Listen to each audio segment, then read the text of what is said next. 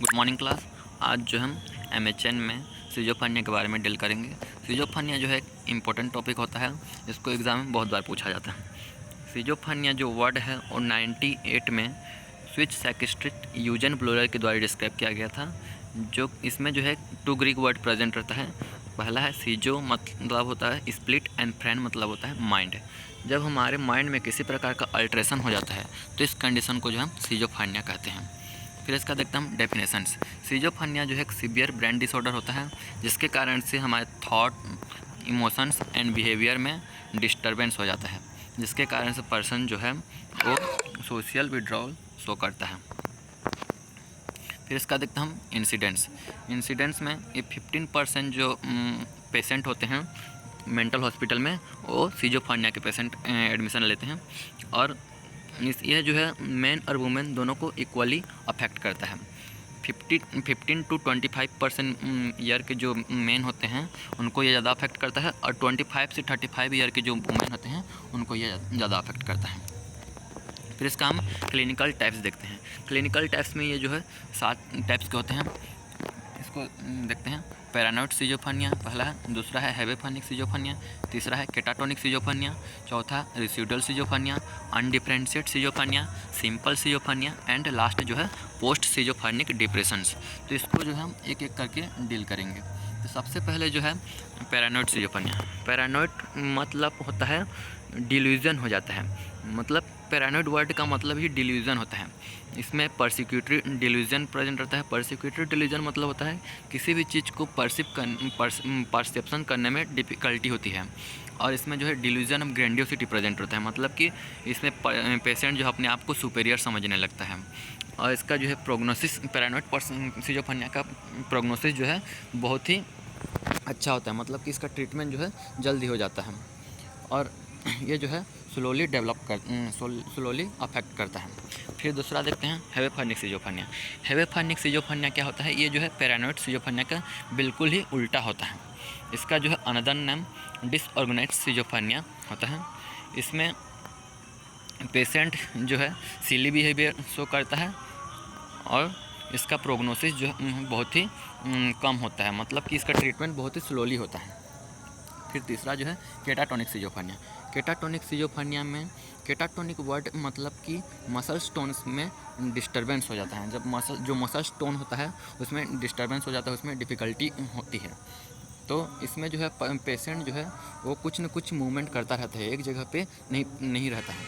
तो इस कंडीशन को जो है केटाटोनिक सिजोफ्रेनिया कहते हैं। केटाटोनिक सिजोफ्रेनिया जो है ये सडनली अकर होता है, और इसमें जो है फिर जो है इस रेसिडुअल सिजोफ्रेनिया का चौथा टाइप देखते हैं, रेसिडुअल सिजोफ्रेनिया। ये जो है सिजोफ्रेनिया का सबसे क्रॉनिक फॉर्म होता है, मतलब कि सबसे सीवियर होता है। इसमें सोशल रिकवरी तो हो जाता है, लेकिन इसमें अभी भी कुछ सिम्टम्स प्रेजेंट रहते हैं, और इसमें लैक ऑफ मोटिवेशंस प्रेजेंट रहता है। फिर पांचवा जो है अनडिफरेंशिएट सिजोफ्रेनिया। अनडिफरेंशिएट सिजोफ्रेनिया इसके नाम से ही पता चल रहा है, मतलब कि इसमें ऐसे सिम्टम्स प्रेजेंट रहते हैं जिससे हम इसको डिफरेंशिएट नहीं कर पाते हैं कि ये कौन से टाइप का सिजोफ्रेनिया है। मतलब कि इसमें डिल्यूजन भी प्रेजेंट रहता है, हेलुसिनेशन भी प्रेजेंट रहता है, और बहुत सारे ऐसे सिम्टम्स प्रेजेंट रहते हैं जिससे हम इसको डिफरेंशिएट नहीं कर पाते हैं, जिसको बोलते हैं हम अनडिफरेंशिएट सिजोफ्रेनिया। फिर छठवां जो है सिंपल सिजोफ्रेनिया। सिंपल सिजोफ्रेनिया को हम लेटेंट सिजोफ्रेनिया के नाम से भी जानते हैं। इसमें जो है हेलुसिनेशंस एंड डिल्यूजन्स जैसे साइन अकर पर प्रेजेंट रहते हैं, और इसके ये जो है बहुत ही सिंपल टाइप का सिजोफ्रेनिया होता है, इसलिए इसके ट्रीटमेंट के लिए हम ईसीटी का यूज नहीं किया जाता है। फिर जो है पोस्ट सिजोफ्रेनिक डिप्रेशन सिजोफ्रेनिया। ये जो है इसके नाम से पता चल रहा है हमको कि जो आफ्टर सिजोफ्रेनिया के बाद ये अकर होता है, और इसमें जो है पेशेंट जो है बहुत ही डिप्रेशन रहता है, और इसमें सुसाइडल टेंडेंसी बहुत ही इंक्रीज़ रहता है, मतलब कि इसमें पेशेंट को जो है सुसाइडल थॉट्स आते हैं, और वो जो है सुसाइड करने की कोशिश करता है। फिर उसका हम देखते हैं कॉजेस की किन किन कारणों से कॉज होता है। जेनेटिक इरिटेंट्स की वजह से कॉज होता है। फैमिली रिलेशनशिप, अगर उसके फैमिली में किसी को सिजोफ्रेनिया हुआ है तो उसके कारण से भी कॉज होता है। और फिर केमिकल इम्बैलेंस इन ब्रेन, हमारे ब्रेन में किसी प्रकार का केमिकल इम्बैलेंस हो जाता है तो उसके कारण से भी ये कॉज होता है। इन्वायरमेंटल फैक्टर्स, अगर इन्वायरमेंट सही नहीं है तो उस कारण से भी ये कॉज हो सकता है। फिर रिस्क फैक्टर इन सिजोफ्रेनिया, उसके क्या क्या रिस्क फैक्टर हो सकते हैं सिजोफ्रेनिया के। फैमिली हिस्ट्री, जैसे कि हम कॉजेस में देखें, उसके फैमिली में अगर किसी को हो तो उसके कारण से भी हो सकता है। एक्सपोजर टू टॉक्सिन, मतलब किसी प्रकार का टॉक्सिन उसको अगर एक्सपोज कर लिया हो तो उसके कारण से भी ये कॉज हो सकता है। प्रेगनेंसी में भी कुछ कंडीशन, जैसे प्रेगनेंसी में भी हो सकता है ये। और बर्थ कॉम्प्लिकेशंस, अगर बर्थ के टाइम कुछ कॉम्प्लिकेशंस अराइज होता है, आकार होता है, तो उस कंडीशन से भी ये कॉज हो सकता है। ड्रग ड्रिंक टीन ईयर, मतलब कि जब टीन ईयर में जो है ड्रग लेने लगते हैं, ज़्यादा ड्रग अब्यूज़ करने लगते हैं, तो उस कंडीशंस में भी ये कॉज हो सकता है। फिर इसका देखते हैं हम पैथोफिजियोलॉजी। पैथोफिजियोलॉजी में जैसे कि जेनेटिक के कारण हो सकता है, और जो environmental, social and psychological factors रहते हैं उसके कारण से हमारे जो न्यूरो डेवलपमेंटल में एबनॉर्मलिटीज शो होने लगता है, जिसके कारण से कुछ फीचर्स अकर होने लगते हैं, मतलब कि इसके कुछ साइन एंड सिम्टम्स दिखाई देने लगते हैं, जिसके कारण से हमारे ब्रेन डिसफंक्शन हो जाता है, और प्रॉपर इम्बैलेंस ऑफ केमिकल्स, जो केमिकल्स रहते हैं उसका प्रॉपर इम्बैलेंस हो जाता है, जिसके कारण से सिजोफ्रेनिया कॉज करता है। फिर इसका हम साइन एंड सिम्टम्स देख लेते हैं सिजोफ्रेनिया का। पहले है सस्पिशियस टूवर्ड अदर्स, मतलब कि वो किसी पर भी विश्वास नहीं करेगा, सब पर जो है वो शक करेगा, इसको बोलते हैं सस्पिशियसनेस। फिर लैक ऑफ हाइजीन, मतलब कि उसमें हाइजीन की कमी रहेगी, वो जो है ज़्यादा ही साफ़ सुथरा नहीं रहेगा, वो थोड़ा अनहाइजीनिक रहेगा। फिर डिप्रेशंस, वो बहुत ही ज़्यादा डिप्रेसिव मूड में रहेगा। और सेल्फ आइसोलेशन में जो है वो अकेला ज़्यादा रहने की कोशिश करेगा, वो सबसे सेपरेट रहने का कोशिश करेगा। फिर पैरानोइया मतलब कि एक पागलपन टाइप का है, इसको बोलते हैं पैरानोइया। फिर इरेशनल स्टेटमेंट्स शो करेगा। स्लीपिंग टू मच और नॉट एट ऑल, मतलब कि वो जो बहुत ही ज़्यादा स्लीपीनेस महसूस करेगा, उसको जो है बहुत ज़्यादा नींद आएगा। और लैक ऑफ मोटिवेशंस रहेगा, उसमें मोटिवेशंस की बहुत ही ज़्यादा कमी रहेगी। और इरिटेबिलिटी टू कंसंट्रेट, मतलब कि उसमें कंसंट्रेट करने की, इसमें कंसंट्रेट और नहीं कर सकता है, किसी भी चीज़ में वो अटेंशन नहीं दे सकता है, उसको कंसंट्रेट नहीं कर सकता है।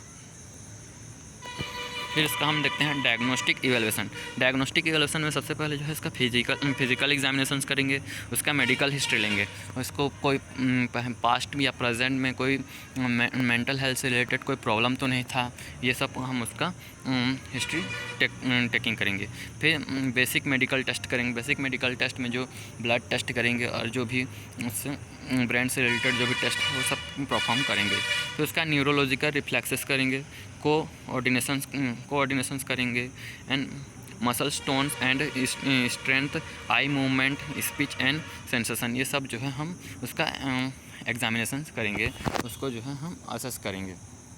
फिर ब्रेन इमेजिंग करेंगे। ब्रेन इमेजिंग में ईईजी मतलब होता है इलेक्ट्रोइंसेफेलोग्राफ, और उसका सीटी स्कैन करेंगे। सीटी स्कैन कंप्यूटेड टोपोग्राफी इसका फुल फॉर्म होता है। फिर इसका साइकेट्रिक इवैल्यूएशंस में मेंटल स्टेटस एग्जामिनेशन करेंगे, मिनी मेंटल स्टेटस एग्जामिनेशन करेंगे। फिर इसका हम देखते हैं मैनेजमेंट में कन्वर्जनल एंटीसाइकोटिक ड्रग में क्लोप्रोमाज़ाइन देंगे 300 से 1500 mg, और जो है 50 से 100 mg उसको ओरली भी दे सकते हैं पर डे। फिर फ्लूफेनाजाइन जो है उसको 25 to 50 mg देंगे एवरी 1 to 3 वीक। फिर हेलोपेरिडोल देंगे उसको 5 to 100 mg, और 5 to 20 mg उसको ओरली दे सकते हैं। फिर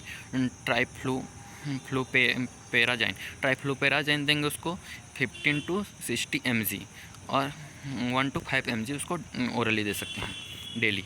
फिर commonly used typical antipsychotics drug antipsychotic drugs में उसको क्लोज़ापाइन देंगे और क्लोज़ापाइन देंगे, रेस्पेरिडोल देंगे और ओलंजापिन देंगे और उसको जो है क्विटापिन देंगे और जिप्रासिडोन देंगे। फिर उसका जो है एंटी डिप्रेसिव में एमिप्रामाइन देंगे, क्लोमिप्रामाइन देंगे, सर्ट्रालिन देंगे और फ्लोक्साटिन देंगे। फिर उसका मूड स्टेबलाइज़र में हम उसको लिथियम दे सकते हैं, कार्बामेज़ापाइन दे सकते हैं और उसको सोडियम वॉल्प्रोरेट दे सकते हैं। फिर उसको हम एक्जियोलिटिक ड्रग्स मतलब होता है कि एंटी एंजाइटी ड्रग ऐसे ही होता है। तो इसमें हम उसको डायज़ापाम दे सकते हैं और लोराज़ेपाम दे सकते हैं। और इसमें और एक ड्रग होता है अल्प्राजोलम, इसको हम एंटी एंजाइटी ड्रग्स के नाम से भी जाना जाता है। फिर उसका है साइकोलॉजिकल थेरेपीज में हम मेडिकल मैनेजमेंट के साथ साथ उसको क्या क्या हम थेरेपीज़ भी दे सकते हैं, ये हम देखते हैं। तो सबसे पहले जो है इसको हम साइकोथेरेपी दे सकते हैं, उसके साइकोथेरेपी दे सकते हैं और ग्रुप थेरेपी दे सकते हैं और बिहेवियर थेरेपी, उसके बिहेवियर को इम्प्रूव करने के लिए हम उसको बिहेवियर थेरेपी दे सकते हैं। सोशल स्किल ट्रेनिंग, उसके सोशल स्किल को इम्प्रूव करने के लिए हम उसको सोशल स्किल ट्रेनिंग दे सकते हैं। और कॉग्निटिव थेरेपी में उसके थॉट्स, बिहेवियर और इमोशंस को इम्प्रूव करने के लिए, उसको डेवलप करने के लिए हम जो है कॉग्निटिव थेरेपी दे सकते हैं। और फैमिली थेरेपी, उसको जो है अच्छे सबसे आइसोलेट होकर ना रहे और सबसे जो है IPR मेंटेन करके रहे, इसके कारण इसके लिए जो हम फैमिली थेरेपी उसको दे सकते हैं। Thank you class.